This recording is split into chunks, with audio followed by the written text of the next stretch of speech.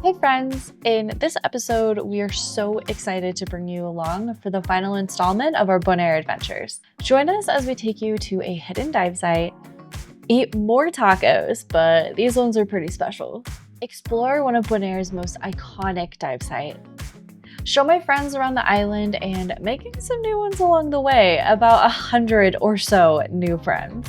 We also checked out a famous shipwreck, and I got some new ink before we head back to the States. Let's go.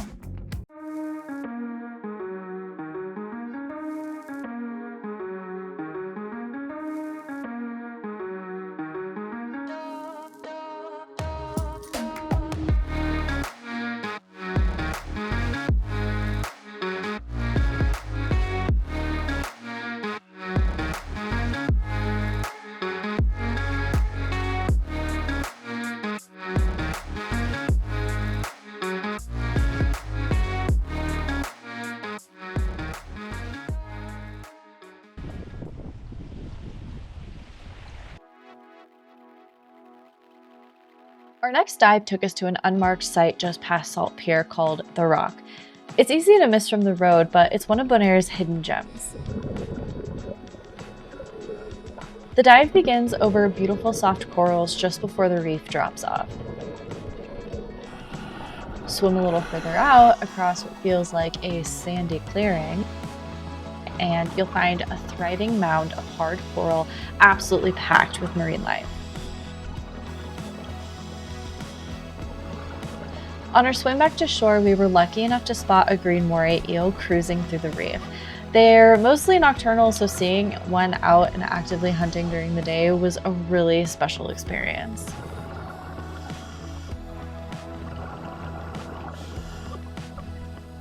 Huge shout out to Stefan and Linda at Wanderlust Dive Center for introducing us to this less traveled, unmarked dive site.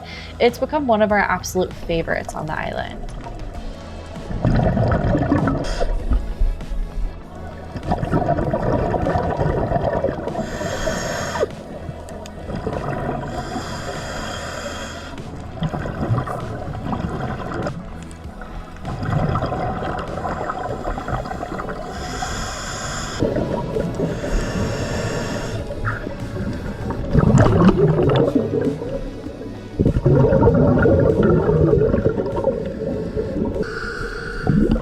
After surfacing from the rock, I had exactly one thing on my mind: tacos. Daily Catch is part fish market, part lunch spot, serving fresh, wild-caught fish brought in by local fishermen. If you watched our previous Bonaire video, you might remember Thomas and his dad heading out on a fishing charter. Well, the captain they fished with is the owner of Daily Catch, meaning some of the fish they helped catch made their way here to this market. I don't think it gets more local than that. We ordered the fish tacos and they were out of this world. I'd say I'm somewhat of a taco connoisseur at this point, and honestly, they were some of the best fish tacos I've ever had. They were so good that we ended up coming back more than once before the trip was over. Thank you. What a gentleman.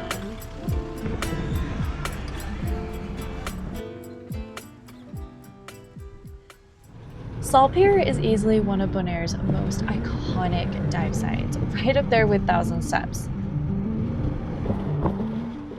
The pier is still actively used to load Bonaire's world-famous sea salt onto cargo ships, so as long as the ship isn't docked, divers, snorkelers, and freedivers are welcome to explore beneath it. It's usually one of the first places we visit after landing. We drop off our luggage, grab our freediving gear, and head straight to the water.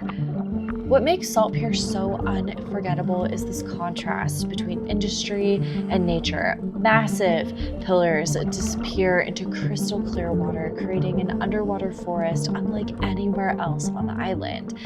As you weave between the pillars, you find pipes, ladders, tires, and other remnants of human activity that have slowly become part of the reef itself. Corals have claimed these structures, creating shelter for countless fish and other marine life. It's a powerful reminder that nature has an incredible way of reclaiming what we leave behind. We've truly never seen so much life concentrated in one place. Massive schools of fish gather between the pillars, while countless species dart between the beams.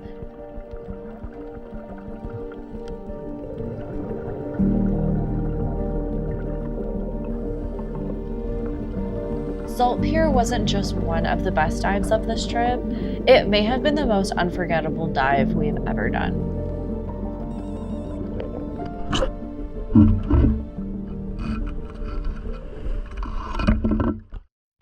Alyssa and Kayla finally made it to the island.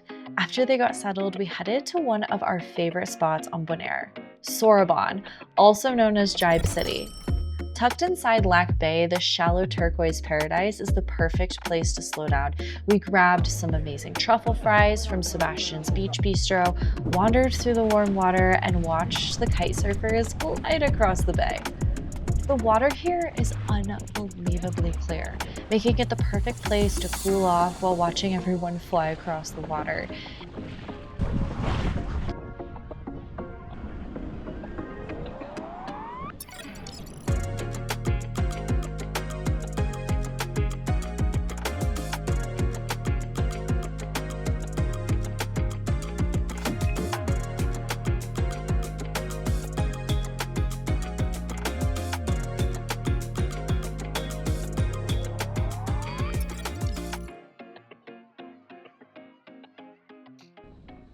Just beyond Sorobon is a quieter stretch of Lac Bay that we learned about from a local while renting beach chairs.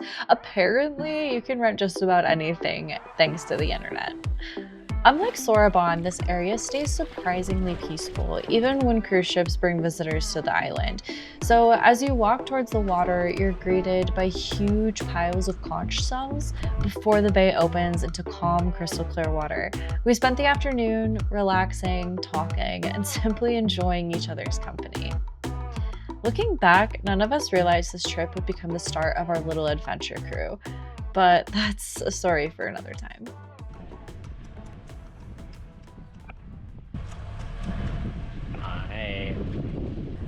Oh god. Oh no, we're. You shall not pass. Oh, hey, hey, buddy. To celebrate Alyssa's 30th birthday, we headed to Sebastian's waterfront restaurant for a sunset dinner.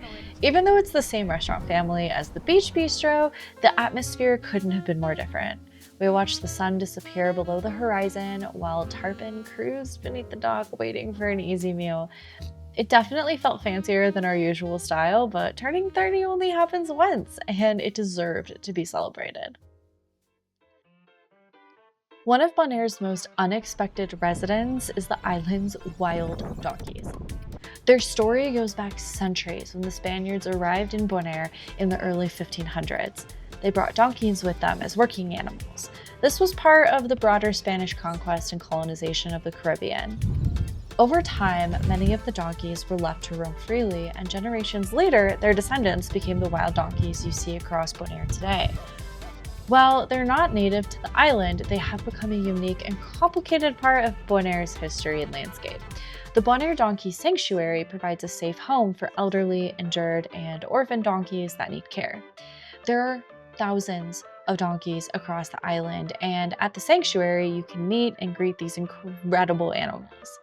For a small entrance fee and an optional donation for a bale of hay, you can feed the donkeys right from the back of your vehicle. Within minutes, it felt like well over 100 donkeys had surrounded our truck, all hoping we toss them another bite of hay.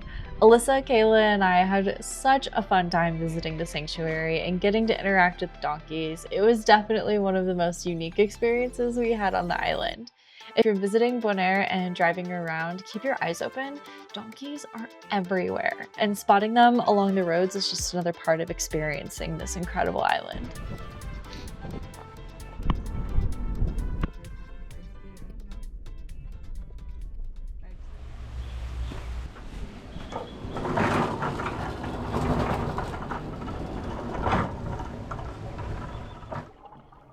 The Hilma Hooker has always been one of the dive sites I've been most excited to experience on Bonaire. The first thing that catches your attention isn't even the wreck itself, it's the massive tarpon that patrol the area around it. The first time I saw them from a distance, I was convinced they were sharks.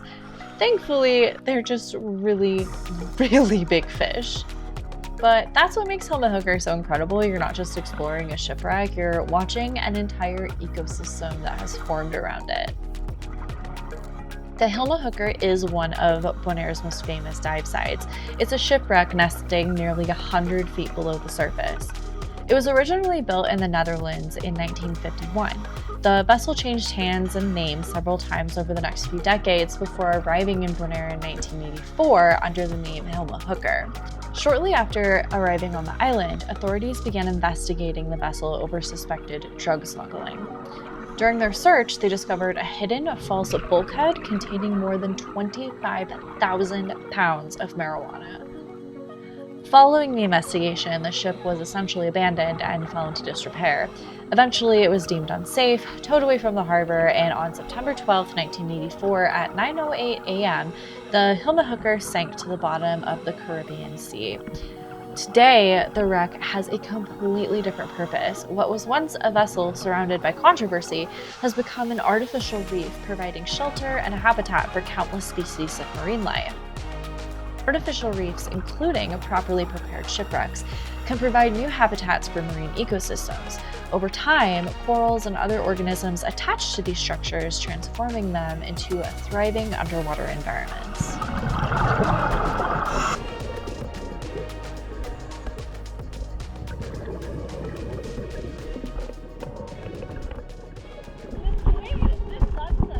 Yeah.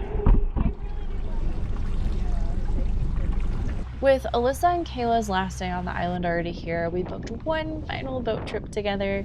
We spent the day snorkeling, freediving, soaking up sunshine, and enjoying every last minute we could on the water. We even saw some super cool jellyfish. If you look closely, you can see it light up.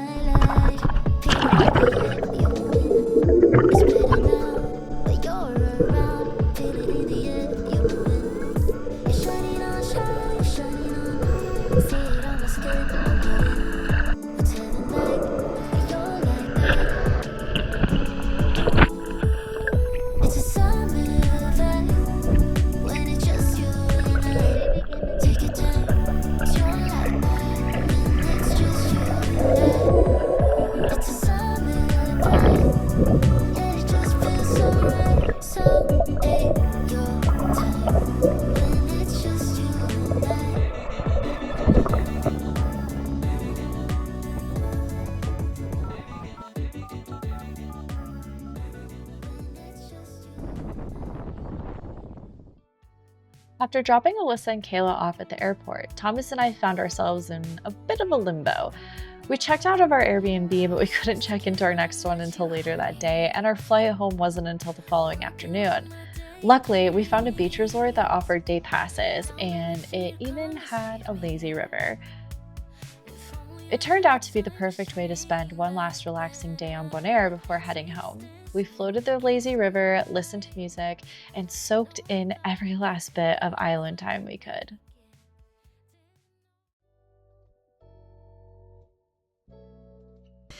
It is our final night on the island. Oh my god. This is so good. They don't make these in America. We're not sponsoring anything. But he has eaten these non-stop since he discovered It's like them. white chocolate hazelnut with like cocoa powder.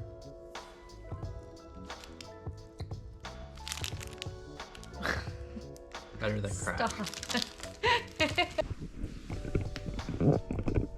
I'm tired. I am exhausted. It's 8:30. We didn't even dive. We didn't dive. We literally laid in the sun all day. Yeah. And like dipped our toes in the pool, and then like we tried to go free diving, but the resort that we were at, like the little spot of ocean that they have, there's like nothing to see. We're gonna go watch The Office. Whoa, whoa, whoa, whoa, whoa, whoa. What? Hold your horses. I got one last outro. There. Our flight ended up being delayed, so we suddenly had a few extra hours to kill. Naturally, my first thought was, why not get a dive tattoo? I couldn't be happier with how it turned out. Huge thank you to the team at Crawl and Dyke Tattoo for squeezing me in before our flight home. Before we knew it, it was time to board our flight. Thanks, Bonaire, for another unforgettable adventure. Our Bonaire adventure may be over, but this is really just the beginning. Next time, we're trading coral reefs for desert landscapes and revealing something we've been quietly working on behind the scenes. The same crew is back, but this time, there's a whole new way to explore. Our van life adventures are finally about to begin. Don't forget to like and subscribe, and we'll see you in the next one.